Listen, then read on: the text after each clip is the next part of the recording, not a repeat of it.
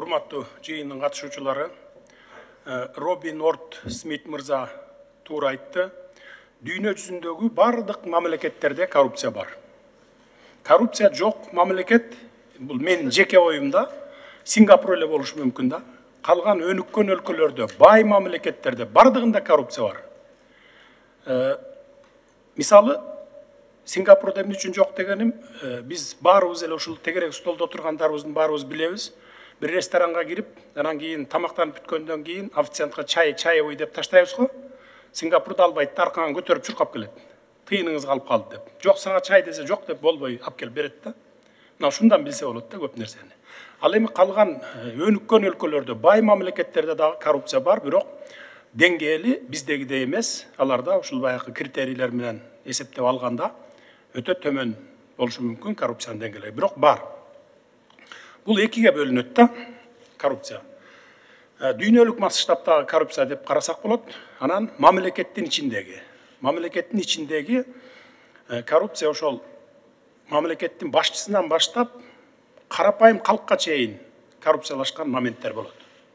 Эмне үчүн карапайым калкты айтып атам? Аларда арасында сөзсүз бар, аны дагы азыр сөзүмдүн акырында айтып өтөмүн. Биздин мамлекеттик кызматкерлер менен мамлекет ичинде эле эмес, дүйнөлүк масштабтагы коррупцияга аралашып кеткен моменттер болгон. Буга чейин. Мисал келтирейин. Биз бүгүн Мегаком компаниясы боюнча дүйнөлүк сотко берген, эл аралык сотко берген компанияны утуп алдык. 297 миллион долларга бизге доо коюп сотко берген. Бул 10 жылдан бери созулуп келатат. Эмне үчүн бүтпөй келген? Анткени биздин мамлекеттин эң жогорку деңгээлдеги масштабтуу коррупционерлери соодалашып келген да. Биз эл аралык сотко барып далилдерибизди көрсөтпөйлү, катышты аты болсун, жакшы сүйлөбөй эле коелу, анан силер утуп аласыңар. Бирок бул жерде 300 миллион доллар, ошонун жарымын мага баланча шотко которуп бересиң деп соодалашып, келише албай убакыт созуп келген деп айтсам мен жаңылышпайм да. Биз соодалашкан жокпуз, бирок мына 1 жылга жетпей бүттү, 10 жылда бүтпөй келаткан иш. Мына бүгүн кечээ күнү утуп алдык. Кумтөр боюнча дагы соттошуп атабыз. Билесиздер аны. Бул боюнча дагы эл аралык соттон утабыз. Анткени эл аралык сотто дагы экологияга, жаратылышыбызга, мөңгүлөрдүн талкаланбашына жүрөгү менен күйүп олтурган адамдар отурат ал сотто дагы. Мына бүгүнкү алган доводторуңду, баягы фактыларыңды чыныгы ниетиң менен бардык фактыларды алып барып берсең, ал адамдар дагы карап туруп туура чечимди чыгарып беришет. Мына бүгүнкү мисалда Мегаком боюнча. Ошондуктан андан дагы биз утабыз деген бизде толук ишенимибиз бар. Карапайым калктын арасында дагы коррупция кирип кеткен деп сөзүмдү айтып, ошого жооп катары айтып коеюн. Мына кечээ күнкү эле көмүр маселесинде. Мына бүгүн дагы абдан актуалдуу талкууларды жаратып, жөнөкөй калкка абдан кымбат болуп, проблемаларды жаратып атат. 1 айдан бери биз ошо көмүр ташыган айдоочуларга, көмүр ташыган фирмаларга, ошо мамлекеттик дагы, мамлекеттик эмес дагы уюмдарда иштеп атышат. Bir 600'den ашык машина ушул бир эле кара кечеден ташыйт. Аларга 1300'den көмүрдү жүктөп берип, Баланча районго, Түкүнчө областтык борборго, же болбосо Баланча айыл өкмөттөргө алып бар десең, ошол жака алып бардым деп коюп туруп, Бишкекке алып келип 6000 сомдон сатып ийип атышат. Бу да коррупция да. Жөнөкөй карапайым калктын арасындагы коррупция. Анан эмне кылдык биз? Анда Бишкекке өзүбүз колго алалы дагы, себестоимость менен сатып Бишкекке туруп алалы, элдин баары ушул жерден алсын дагы.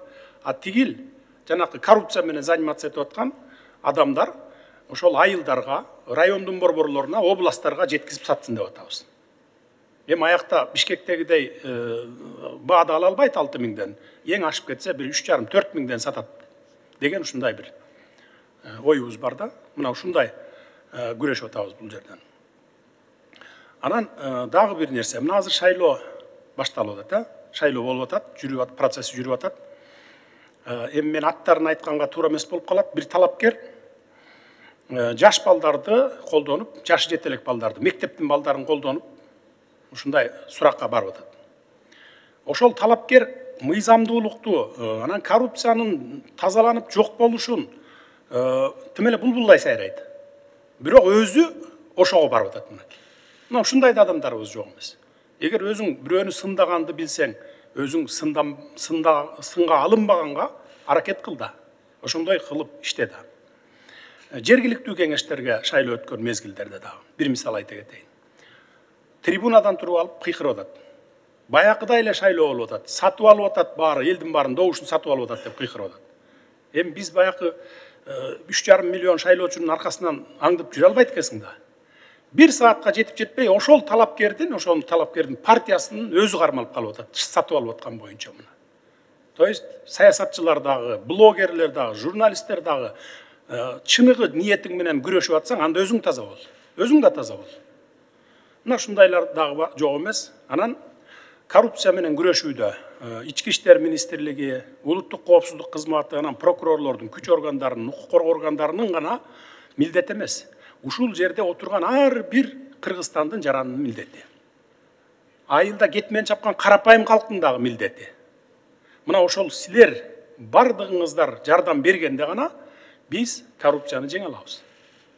Анан жөн эле сүйлөп коюп, анан ошо добуш сатып алып аткандарды карап туруп, мына баягыдай эле болуп атат, сатып алып атат десеңер, деп эле жөн эле чара көрбөй отура берсеңер, анда биз жеңе албайбыз.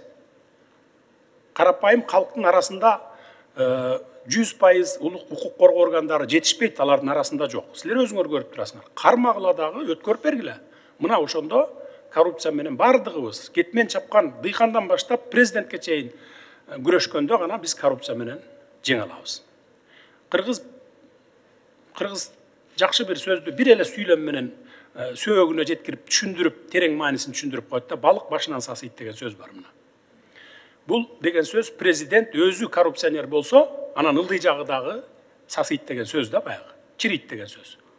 Ошондуктан мына мен таза болуп берейин, калган силер карапайым калк дагы таза болуп, коррупцияга каршы чын ниетиңер менен күрөшүп бергиле. Мына ошондо гана оңолобуз биз. Ансыз коррупцияны жеңиш өтө кыйын. Эми талкуу боюнча Аскар мырза каякта отурат? Сизби? Аянтча түзүлсө деген сунушту киргиздиңиз да. Мына ушул эле аянтчаны керек болсо күндө пайдалангыла. Нури Пайым. Мына күндө пайдалан. Ушул үчүн түзүп берип атабыз да. Чолпон Айым жакшы сөз айтты. Киши өлтүргүч бир адамды өлтүрөт, коррупция өлкөнү өлтүрөт деп. Эң туура сөз да.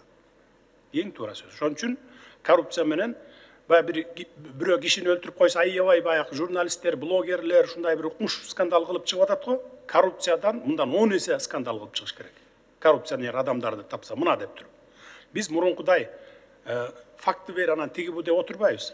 Далилдеп бересиңерби? Ошол замат чечим кабыл алабыз. Bir gün созбойбуз.